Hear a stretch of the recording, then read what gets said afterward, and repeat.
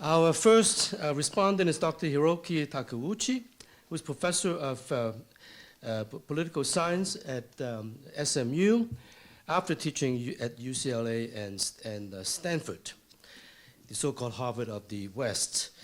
Dr. Takeuchi is the director of the Sun and Star program on Japan and East Asia on the Tower Center at SMU.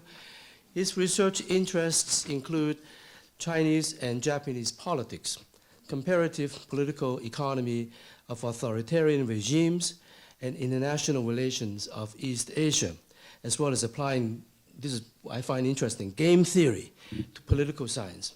He's the author of numerous articles, but his most representative publications include his book, Tax Reform in Rural China, Revenue, Resistance, and Authoritarian Rule, and a book he co-authors with two other colleagues, Taiwan at a Turning Point. But let me just add one more thing. His plane landed at DFW at 8:30 this morning, and 10 hours later, he's right here speaking to us. My good friend, Hiroki.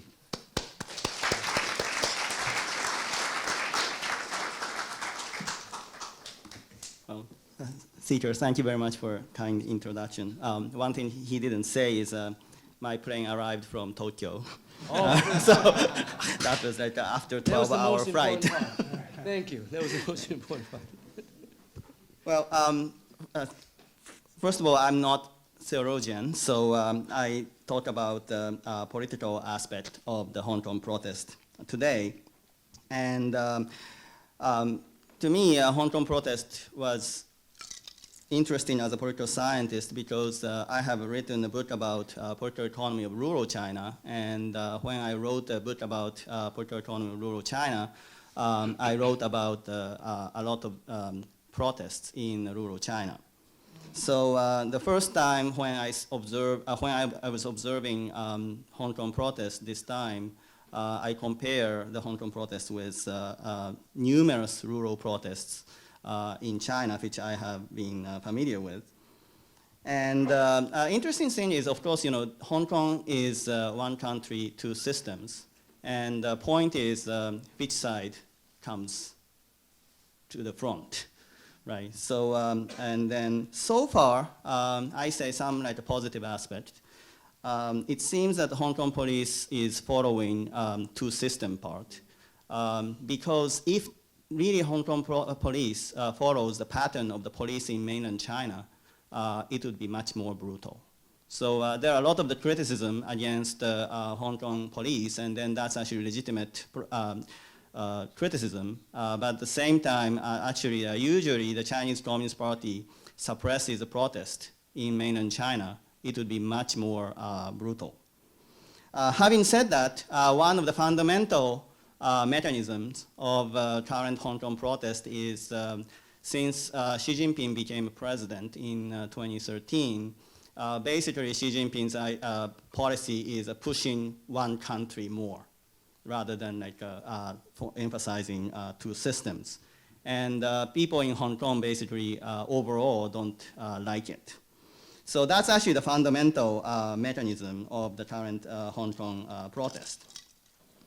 So I said the police response in Hong Kong is much less brutal than the police response in mainland China.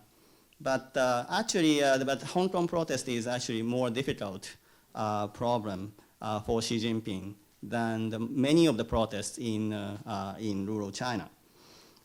One is in rural China, protesters are mainly like protesting against local governments.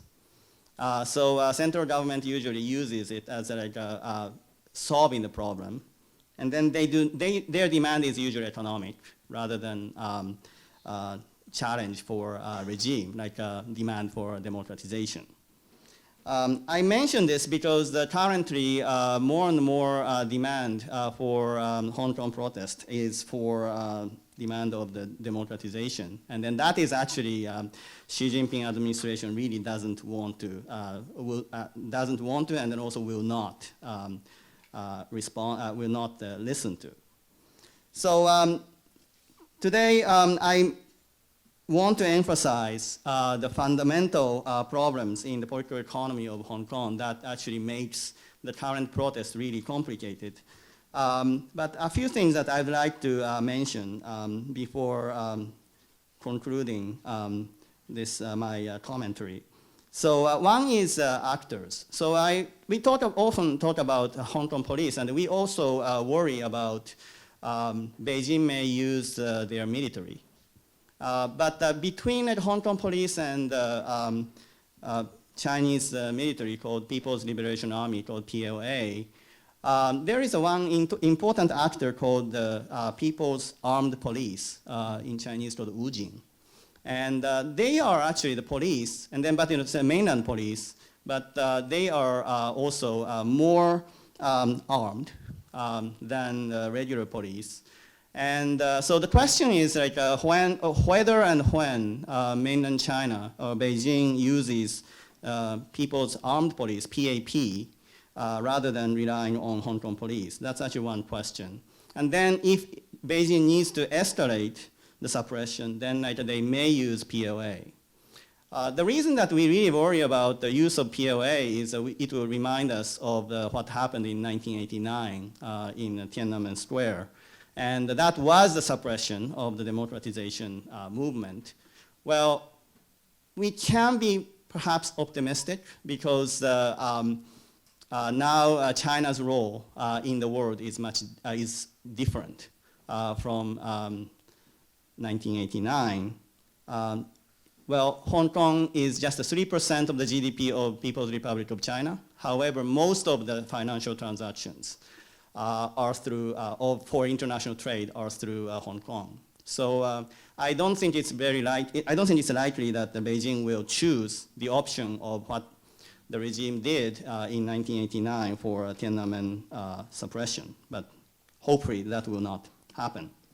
At the same time, one thing that we have to keep in mind is in Beijing's mind or in Xi Jinping's mind, democratization is not an acceptable option. So, so if the protesters' endpoint is the democratization of Hong Kong, that will be actually we will find the problem to be very difficult. So which means we may not find the endpoint. So toward the end, I would like to talk about one fundamental problem in the political economy of Hong Kong. So that is actually what people call in Chinese the Di Chuan Ba Chuan. So that is real estate hegemony. So real estate hegemony. So Hong Kong's land is owned by a few real estate developers. And then they are developing the land, and then that has brought the prosperity to Hong Kong. And then, but at the same time, that has created inequality in Hong Kong. And then Hong Kong is a typical laissez-faire government, so as a result, it is very difficult to adjust inequality by a social welfare policy. That's actually the contradiction, political economic contradiction that Hong Kong has. And then those real estate developers really basically are together with, sometimes colluding with Beijing government. And then governing Hong Kong. That was actually the basic mechanism of one country, two systems. And then current protest shows the contradiction that one country, two systems has had since the beginning in 1997. So I usually say there is an inequality, the mathematical inequality in Hong Kong. That is politics and economics at the left-hand side. And then that is politics plus economics is bigger than public. So that's what has happened in Hong Kong. So the politics represents central government, is Beijing, and Hong Kong government. And the economics represents businesses, especially real estate developers. They are together at the left-hand side of the equation or inequality. And then they are much larger than the public. So, so this is actually the fundamental contradiction of Hong Kong. And then, so what should we do? Well, I'm actually, again, I'm not a theologian, but a political scientist. So I'm going to the actor, one of the interesting actor that represents that inequality. That is Mr. Li Ka-shing, Probably that's actually, you can say, the richest person in Hong Kong. Again, of course, he is the representative real estate developer. And he actually he publicized the advertisement in August this year with the name called 一个香港市民, which means one of the residents of Hong Kong. Well, he is not just one of the Hong Kong residents, but he called himself one of the Hong Kong residents. And he wrote 最好的因可成最坏的果, which means that the best intention may lead to the worst outcome. And then he said, 爱自由, 爱包容, 爱法治, 爱中国, 爱香港, 爱自己, which means love freedom, love tolerance, love rule of law, love China, love Hong Kong, love yourself. Well, so it sounds like it's very abstract, right? So, but interesting thing is that some people, some smart people, show like some hidden message of Li Kexing. If you pick up some of the characters of what I have just said, then combine, change some sequence of the words, it could say, 因果有果, 荣港自己, which means the cause of the outcome is the state. And the Hong Kong people should be allowed to govern themselves. And then now it seems that somebody who was in the left-hand side, so the business tycoon, is talking about public interest. And then perhaps this may be the source of the hope that we can see right now in Hong Kong. Thank you.